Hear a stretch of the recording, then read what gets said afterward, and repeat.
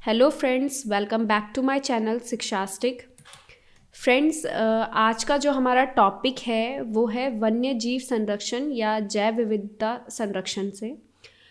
इसमें हम देखेंगे कि उत्तराखंड के जो वन्य जीव अभयारण्य हैं उनके बारे में, उनके नाम, क्योंकि नाम जो हमारी फर्स्ट वीडियो है उसमें हमने देखे थे कि कितने वन्य जीव अभयारण्य हमारे हैं, वाइल्ड लाइफ सेंचुरीज़ जो हैं हमारी वो कौन कौन सी है। तो जो उद्यान हैं उनके नाम हमने देखे थे और कितने हैं वो भी हमने फैक्ट्स देखे थे। आज हम देखेंगे थोड़ा सा डीपली कि ये जो अभयारण्य और उद्यान है ये कहाँ पर स्थित है, इनके बारे में। तो शुरू करते हैं जैव विविधता का संरक्षण या जो आपका वन्य जीव संरक्षण है उसके बारे में। तो सबसे पहले तो जैव विविधता जो है वो होती क्या है उसके बारे में हम देखते हैं।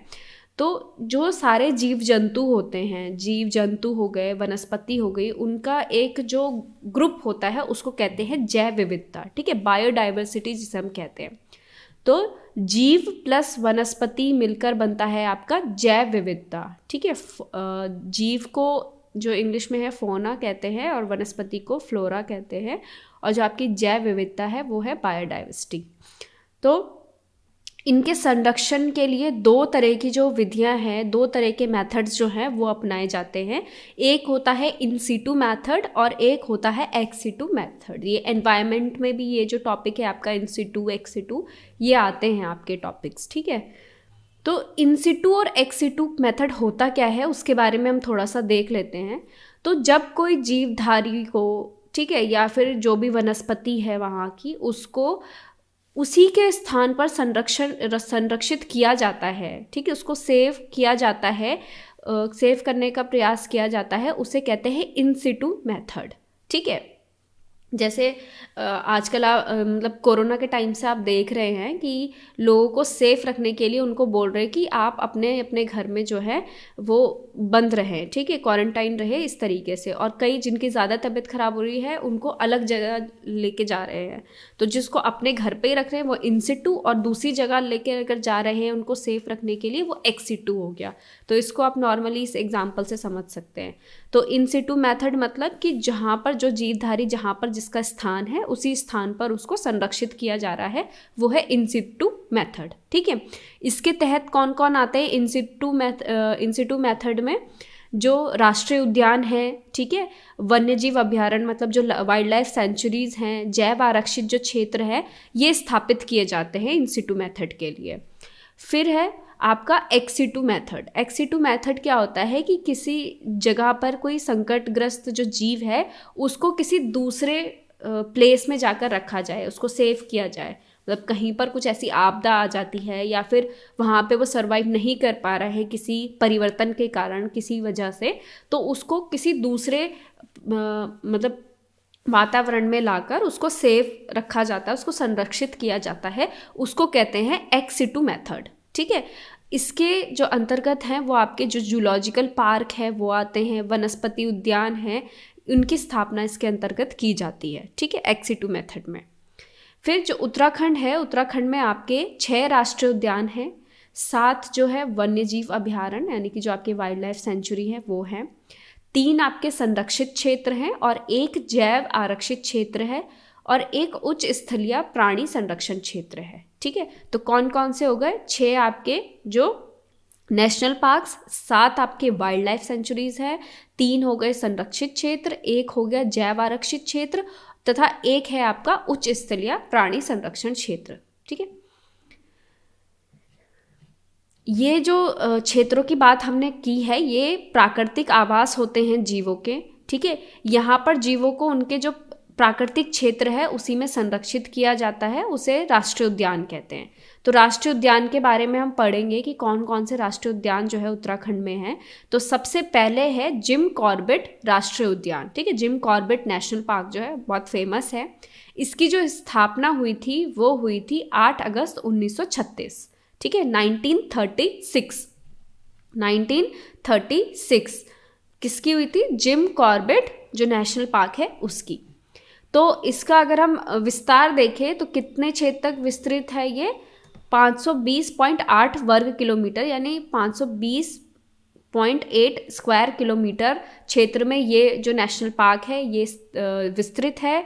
रामनगर और पौड़ी के क्षेत्र में ये विस्तृत है। ठीक है, रामनगर आपका कहाँ, नैनीताल जो जिला है वहाँ पर पड़ता है। तो रामनगर और पौड़ी के जो क्षेत्र है वहाँ पर ये विस्तृत है। ठीक है, इसका जो प्रवेश द्वार है, मतलब जहाँ से स्टार्टिंग होती है, नैनीताल में स्थित है। ढिकाला क्षेत्र वहाँ से है। हेली नेशनल पार्क के रूप में ये स्थापित हुआ था। ठीक है, और ये पहला नेशनल पार्क था दक्षिण पूर्वी जो एशिया है, दक्षिण पूर्वी एशिया का पहला नेशनल पार्क था आपका कॉर्बेट नेशनल पार्क। ठीक है, फिर आज़ादी के बाद इसका नाम जो है रामगंगा नेशनल पार्क रखा गया।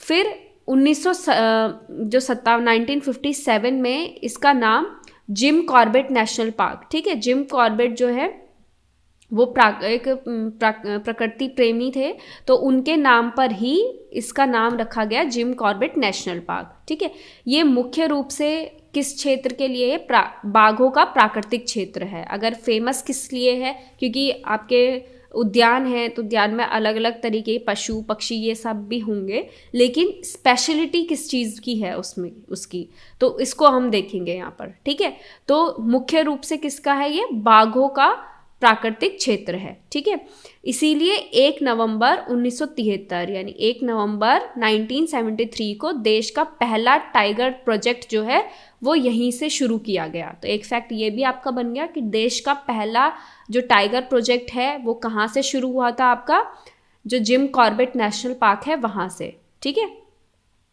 और कब शुरू हुआ था टाइगर प्रोजेक्ट, 1 नवंबर 1973 को। ठीक है, तो ये इम्पॉर्टेंट जो फैक्ट्स है वही मैंने नोट्स में रखे हैं, तो इन्हीं को आप ध्यान रखिएगा। फिर है आपका दूसरा गोविंद नेशनल पार्क। 1980 में इसकी स्थापना हुई गोविंद नेशनल पार्क की। अगर हम इसका विस्तार देखें तो ये 472 स्क्वायर किलोमीटर क्षेत्र में फैला हुआ है। ठीक है, और जो ये स्थित है आपका उत्तरकाशी में। ठीक है, तो गोविंद नेशनल पार्क कहाँ पर है, आपका उत्तरकाशी में।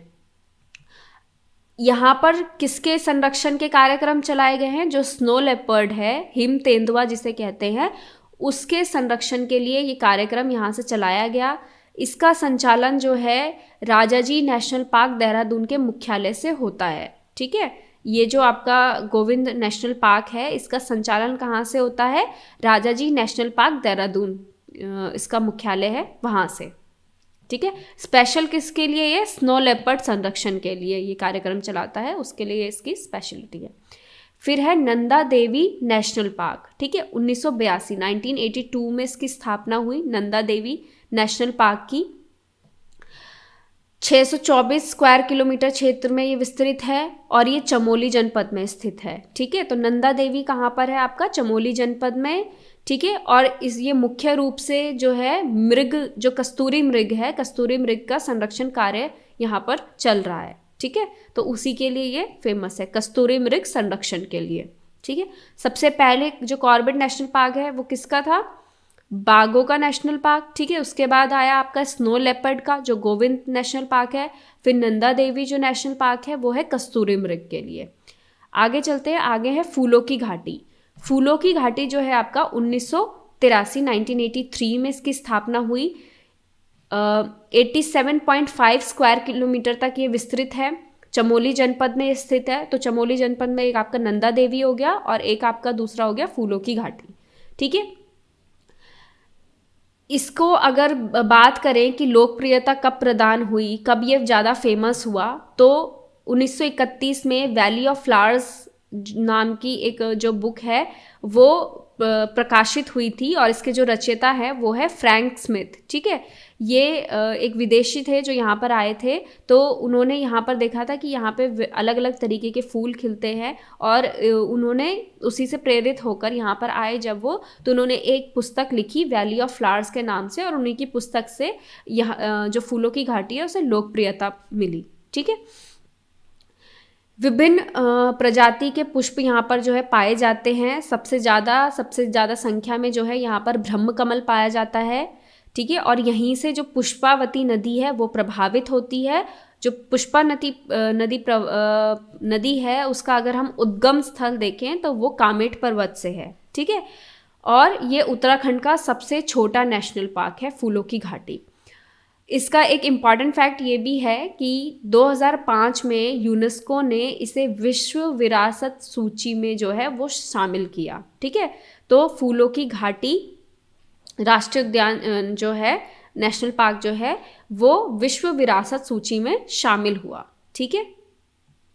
कब? 2005 में। ये आपका एक प्री एग्ज़ाम जो हुआ था पहले प्रीवियस ईयर में, तो उसमें भी ये प्रश्न आपका आया है। फिर है राजाजी नेशनल पार्क, ठीक है। 1983 में इसकी स्थापना हुई, 1983 में 820.4 स्क्वायर किलोमीटर में ये फैला हुआ है। अगर हम बात करें इसकी, वैसे मेन ये देहरादून से स्टार्ट है, लेकिन अगर देखें कि कहाँ कहाँ तक ये विस्तृत है, तो ये देहरादून, हरिद्वार, पौड़ी जनपद में ये विस्तृत है। इसका जो मुख्य रूप है, ये हाथियों का संरक्षण केंद्र है, राजाजी नेशनल पार्क, ठीक है। इसे 1935 में मोतीचूर, हरिद्वार में पहले वन्यजीव अभयारण्य के रूप में स्थापित किया गया, ठीक है। किसके रूप में? वन्यजीव अभयारण्य के रूप में। मोतीचूर हरिद्वार में पहले वन्यजीव अभयारण्य के रूप में इसे स्थापित किया गया था। 2015 में इसे दूसरा टाइगर रिजर्व घोषित किया गया, ठीक है। तो ये इसके जो मुख्य जो फैक्ट्स हैं वो सभी यहाँ पर आ गए हैं। तो सबसे पहले कि ये कहाँ तक विस्तृत है, देहरादून, हरिद्वार, पौड़ी जनपद में विस्तृत है, ठीक है। इसका जो मुख्य रूप है, जो मतलब इसका जो मुख्य कार्य है वो है हाथियों का संरक्षण, तो हाथियों का संरक्षण केंद्र इसे माना जाता है। फिर 1935 में ये स्थापित हुआ था मोतीचूर, हरिद्वार में पहले वन्यजीव अभयारण्य के रूप में। उसके बाद 2015 में इसे दूसरा टाइगर रिजर्व घोषित किया गया, ठीक है। फिर है आपका गंगोत्री नेशनल पार्क। तो गंगोत्री नेशनल पार्क आपका 1989 में ये स्थापित हुआ। 2390 स्क्वायर किलोमीटर तक ये विस्तृत है। ये जो नेशनल पार्क है ये उत्तरकाशी जिले में पड़ता है आपका, ठीक है। गंगोत्री नेशनल पार्क तो इजीली याद रहेगा, गंगोत्री वाला जो रूट है आपका, ठीक है। गंगोत्री का जो रूट है तो वो उत्तरकाशी से होते ही है, तो उत्तरकाशी में ही ये है नेशनल पार्क, ठीक है। यहाँ पर स्नो लेपर्ड, हिमालयन भालू, मोनाल, कस्तूरी मृग, भारल के संरक्षण से संबंधित जो कार्यक्रम है वो संचालित होते हैं, ठीक है। तो कौन कौन से कार्यक्रम संचालित हैं यहाँ पर? स्नो लेपर्ड, हिमालयन भालू, मोनाल, कस्तूरी मृग, भारल, इन सभी के संरक्षण के से संबंधित जो भी कार्यक्रम है वो यहाँ से संचालित होते हैं, ठीक है। ये उत्तराखंड का सबसे बड़ा और नया नेशनल पार्क है। तो ये तो हो गए आपके नेशनल पार्क। आगे चलते हैं वन्यजीव विहार या वाइल्ड लाइफ सेंचुरी जिन्हें कहते हैं। वन्यजीव अभयारण्य, वन्यजीव विहार, वाइल्ड लाइफ सेंचुरीज के नाम से जाना जाता है। तो ये है क्या? अगर हम इसकी बात करें तो जब किसी प्राकृतिक क्षेत्र में एक या कुछ संकटग्रस्त जो प्रजातियों को संरक्षित किया जाता है तो उसे वाइल्ड लाइफ सेंचुरी कहते हैं, ठीक है। कोई भी प्राकृतिक क्षेत्र है उसमें अगर कुछ संकटग्रस्त जो प्रजातियां हैं, जैसे कोई विलुप्त होने वाली है या फिर किसी वजह से जो है वो कहीं पर सर्वाइव नहीं कर पा रही है, कुछ भी उसके कारण है, तो वो संकटग्रस्त में आते हैं, तो उन प्रजातियों को कहीं पर संरक्षित किया जाए तो उसे वाइल्ड लाइफ सेंचुरी कहते हैं, ठीक है। जो उत्तराखंड की प्रमुख सेंचुरी हैं वो कौन कौन सी हैं? तो सबसे पहले आपका गोविंद वाइल्ड लाइफ सेंचुरी, 1955 में इसकी स्थापना हुई, ठीक है। 485 स्क्वायर किलोमीटर में ये फैला हुआ है और ये उत्तरकाशी जिले में है, ठीक है। गोविंद, इससे पहले हमने गोविंद उद्यान के बारे में भी देखा था, ठीक है, जो गोविंद नेशनल पार्क है, तो ये उत्तरकाशी में आपका स्थित है, ठीक है। फिर यहाँ पर स्नो लेपर्ड के संरक्षण का कार्यक्रम संचालित होता है। जो गोविंद वाइल्ड लाइफ सेंचुरी है, यहाँ पर स्नो लेपर्ड के संरक्षण का कार्यक्रम आपका चल रहा है। फिर है केदार वन्यजीव विहार, ठीक है। केदार वाइल्ड लाइफ सेंचुरी जो है आपकी 1972 में इसकी स्थापना हुई। 957 स्क्वायर किलोमीटर क्षेत्र तक ये फैला हुआ है और ये चमोली तथा रुद्रप्रयाग में स्थित है, ठीक है। चमोली तथा रुद्रप्रयाग में जो है ये विहार है। यहाँ पर कस्तूरी मृग, हिमालयन भालू, बांज एवं बुरांस के संरक्षण के कार्यक्रम चल रहे हैं। ठीक है, कौन कौन से आपके कस्तूरी मृग, हिमालयन भालू, बांज एवं बुरांस के संरक्षण कार्यक्रम चल रहे हैं। फिर है अस्कोट वन्यजीव अभ्यारण्य 1986 में इसकी स्थापना हुई। 600 वर्ग किलोमीटर में ये फैला हुआ है अभ्यारण्य और ये पिथौरागढ़ जनपद में स्थित है। अस्कोट कहाँ पर है आपका? पिथौरागढ़ में, जहाँ पर कस्तूरी मृग सर्वाधिक संख्या में है और उनके संरक्षण का भी कार्यक्रम चल रहा है। ठीक है, तो अस्कोट वन्यजीव अभ्यारण्य किसके लिए है? कस्तूरी मृग। यहाँ पर कस्तूरी मृग की सबसे ज़्यादा संख्या पाई जाती है। फिर है सोन नदी वन्यजीव अभ्यारण्य 1987 में इसकी स्थापना हुई। 501 वर्ग किलोमीटर तक ये फैला हुआ है और ये पौड़ी जिले में है आपका। सोन नदी जो वाइल्ड लाइफ सेंचुरी है 1987 में इसकी स्थापना हुई और ये कहाँ पर है? पौड़ी जिले में। ठीक है, यहाँ पे हाथियों के संरक्षण का जो कार्यक्रम है वो संचालित है। उसके बाद है विंसर वन्यजीव अभ्यारण्य। विंसर जो वन्यजीव अभ्यारण्य है 1988 में इसकी स्थापना हुई। 47 वर्ग किलोमीटर तक ये फैला हुआ है। ये अल्मोड़ा ज़िले में स्थित है। ठीक है, विंसर कहाँ पर है? अल्मोड़ा ज़िले में। यहाँ पर बांज बुरांस जो है उनके संरक्षण का कार्यक्रम चल रहा है। आगे आपका विनोग माउंटेन क्लेव जो वन्यजीव विहार है 1993 में इसकी स्थापना हुई। 11 वर्ग किलोमीटर तक ये फैला हुआ है और ये मसूरी में विस्तृत है। ठीक है, मसूरी जो है, मसूरी देहरादून ज़िले में पड़ता है, वहाँ पर ये विस्तृत है। अगर ज़िला आ जाएगा तो देहरादून अगर ऑप्शन में है तो वो ठीक है, अगर डायरेक्ट मसूरी पूछा जाए तो वो भी ठीक होगा। ये यहाँ पर अगर देखा जाए तो अंतिम बार माउंट क्लैव नामक का जो पक्षी है वो यहीं पर देखा गया था लास्ट टाइम। ठीक है, फिर है नंदौर वन्यजीव अभ्यारण्य 2012 में इसकी स्थापना हुई। ये नैनीताल से लेकर जो चंपावत है, नैनीताल से चंपावत तक ये विस्तृत है। 270 वर्ग किलोमीटर तक ये फैला हुआ है। ठीक है, ये राज्य का तीसरा टाइगर रिजर्व घोषित किया गया है। इससे पहले 2 हमने देखे थे, तो कौन कौन से देखे थे अभी अभी हमने पढ़ा है, आप कमेंट बॉक्स में कमेंट कीजिए। फिर है इसे राज्य का तीसरा टाइगर रिजर्व घोषित किया गया है। ठीक है, किसको? नंदौर को। फिर है आपका जैव आरक्षित क्षेत्र। अब जैव आरक्षित क्षेत्र क्या होता है? जब किसी क्षेत्र के पूरे पारिस्थितिक तंत्र को, यानी कि पारिस्थितिकी तंत्र में आपको कौन कौन सा आ जाएगा? उसमें जो जीव जंतु रहते हैं, वनस्पति है, वहाँ का जो जल स्रोत है, मिट्टी है, मतलब वहाँ का जो पूरा का पूरा एक एनवायरनमेंट है, पूरा का पूरा जो वातावरण है उसको संरक्षित किया जाता है। ऐसे जो स्थान है उसको हम जैव आरक्षित क्षेत्र कहते हैं। ठीक है, तो जैव आरक्षित क्षेत्र में क्या क्या चीज़ें आ जाती है आपके? जो जहाँ एक जगह का एनवायरनमेंट, उस एनवायरनमेंट में सारी चीज़ें आ जाएंगी, जीव जंतु आ जाएंगे, वनस्पति आ जाएगी, जल स्रोत जो है वो आ जाएगा, वहाँ की जो मिट्टी है, मतलब जो पूरा का पूरा एक वातावरण है उसको संरक्षित किया जाता है, वो आपका जैव आरक्षित क्षेत्र कहलाता है। ठीक है, इसका जो उद्देश्य है जो जीवधारी हैं उनकी आनुवांशिकता को बनाए रखना। ठीक है, ताकि उनको कोई किसी भी तरीके का नुकसान ना पहुँचे, जो प्रकृति है उसका जो बैलेंस है वो बना रहे, पर्यावरण को कोई नुकसान ना पहुँचे। ठीक है, जिसके लिए उनके पर्यावरण का संरक्षण भी बहुत ज़रूरी होता है। उत्तराखंड में सिर्फ एक जो है आपका जैव आरक्षित क्षेत्र है, नंदा देवी जैव आरक्षित क्षेत्र। ठीक है, ये जो उत्तराखंड राज्य है उसके पिथौरागढ़, चमोली और बागेश्वर जनपद में विस्तृत है। तो जैव आरक्षित क्षेत्र कहाँ कहाँ तक विस्तृत है आपका? पिथौरागढ़, चमोली और बागेश्वर। ठीक है, ये जो 3 जिले हैं यहाँ तक विस्तृत है। अगर हम इसके क्षेत्र की बात करें कि कितना क्षेत्र में कितने वर्ग किलोमीटर तक ये फैला हुआ है, तो 5860.6 स्क्वायर किलोमीटर क्षेत्र में ये फैला हुआ है। अगर इसकी स्थापना की बात करें तो 1988 यानी कि 1988 में इसकी स्थापना की गई।